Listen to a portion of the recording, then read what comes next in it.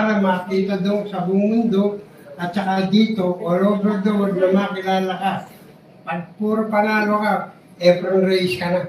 Anong technique sa billiard champ? Para, ano? Ang mga technique dyan, kailan talaga manalo ka. Kailangan pagbutihin mo. Lahat ng mga tira, pinag-aaralan mo. Para malaman mo lahat. At huwag mong isipin na ikaw magaling ka na pag nakita mo. Kailangan dyan, itago mo, ikaw lang nakakalam. Pag may makakalaban ka rin iba, pwede makalaman ka, hindi nila nalalaman. Pagka halimbawa, meron kang balikat na labanan, mag-concentrate ka, kahit na napakagaling ang kalaban mo, isipin mo, tatalunin mo dahil inuubos mo rin yung bola. Basta makakalaban mo, huwag mong bibigyan ng pagkakataon na makatira.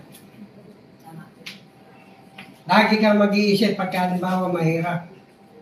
Madali, kayang-kaya mo na dahil kahit sa mo lagi, success. Pero may mahirap talaga na mahirapan ka. Kaya kailangan mo rin ang proteksyon ng tira mo. Tapos champ, maraming salamat po champ. Okay. Para magama lang.